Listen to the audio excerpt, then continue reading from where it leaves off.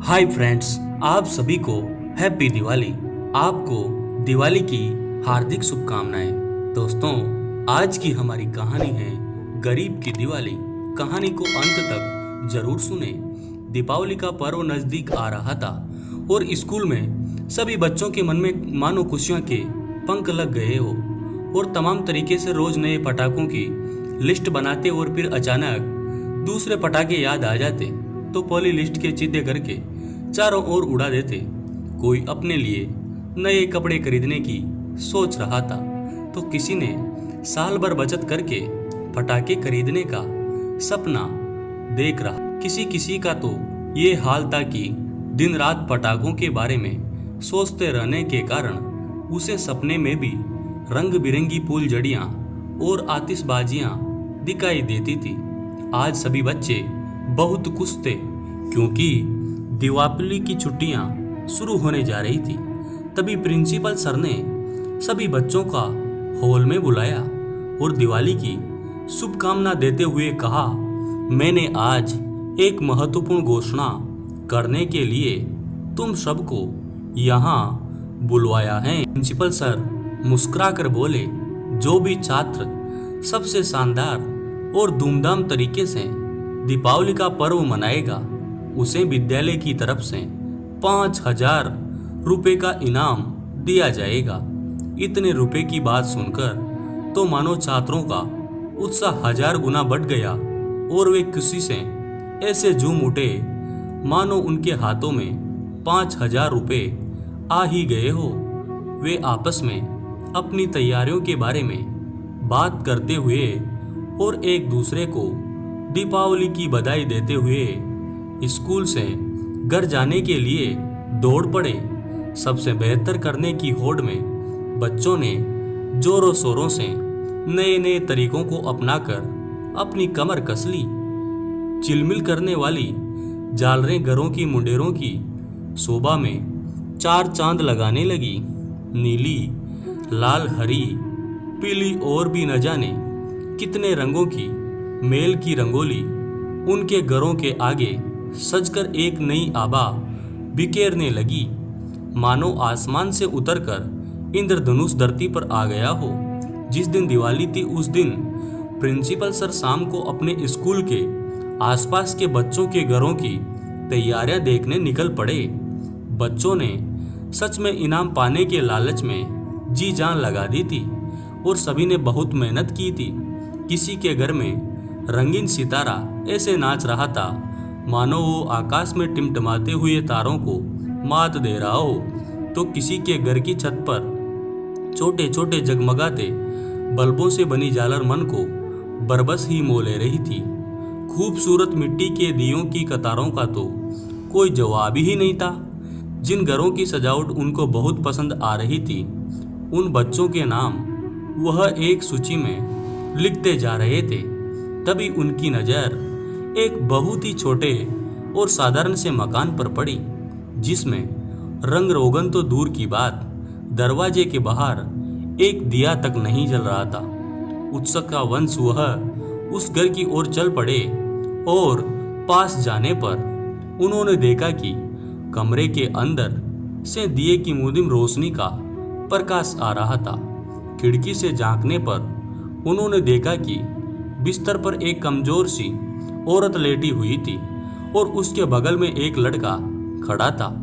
अचानक उन्हें ध्यान आया कि वह लड़का तो रोहन है जिसने इस साल पूरे जिले में टॉप करके उनके विद्यालय का नाम रोशन कर दिया था।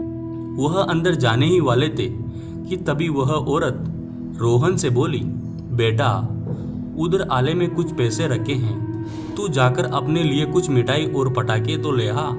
सुबह से त्योहार के दिन भी मेरे पास बुक का पैसा बैठा है। प्रिंसिपल सर ने सोचा जब रोहन पटाखे लेने निकलेगा तो वह भी उसे कुछ पैसे दे देंगे, पर तभी रोहन बोला, नहीं माँ, उन पैसों से मैं तुम्हारे लिए दवा और फल लाऊंगा ताकि तुम जल्दी से अच्छी हो जाओ। यह सुनकर उसकी माँ की आंखों से आंसू बह निकले और वह बोली, बेटा, तुझे तो पटाखे बहुत पसंद है ना, इतने सारे पटाखों की आवाज आ रही है। क्या तेरा मन नहीं कर रहा कि कम से कम तू एक फूलझड़ी ही जला ले? रोहन यह सुनकर अपनी माँ के आंसू पोंछते हुए रुद्र गले से बोला, तुम जल्दी से अच्छी हो जाओ माँ, हम लोग अगले साल 7-7 पटाखे फोड़ेंगे। उसकी माँ ने खींचकर उसे अपने गले से लगा लिया और फूट फूट कर रोने लगी। यह देखकर प्रिंसिपल सर सन्न रह गए।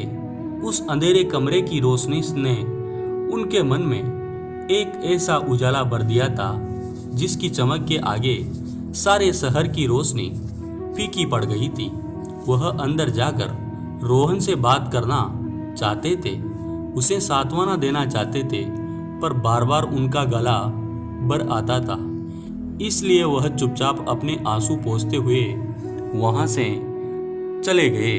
दूसरे दिन सभी बच्चे इनाम के पीछे जल्दी ही स्कूल पहुंच गए और प्रिंसिपल सर का इंतजार करने लगे। जैसे ही सर आए, बच्चे उत्सुकता से उनसे कूद कूद कर इनाम का पूछने लगे। प्रिंसिपल सर ने प्यार से बच्चों के सिर पर हाथ फेरा और मंच पर जाकर माइक पकड़कर कहा, कल मैंने जो देखा और सुना वह मैं आप सबको बताना चाहता हूँ। और यह कहकर उन्होंने सभी बच्चों के घरों और मेहनत की तारीफ करते हुए जब रोहन के बारे में बताया तो उनके साथ साथ सभी बच्चों की आंखें नम हो गई। सभी छात्रों का दिल रोहन के प्रति श्रद्धा और सम्मान से भर उठा। उन्होंने कभी सपने में भी नहीं सोचा था कि रोहन ने पूरे जिले में टॉप दिए हैं। मुर्दिम रोशनी और तमाम अभावों के बीच न जाने कितनी मुसीबतें झेलते हुए किया था। उसके माँ के प्रति असीम प्रेम ने सबको आज निरुद्र कर दिया।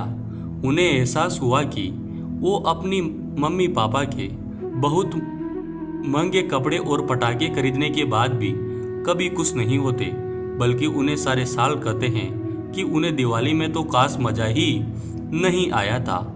प्रिंसिपल सर ने रुद्धे गले से बहुत पूछा, बच्चों अब यह फैसला मैं तुम सब पर छोड़ता हूँ कि इस इनाम का असली हकदार कौन है। सभी छात्रों को एक स्वर में जोर से चिल्लाए, रोहन।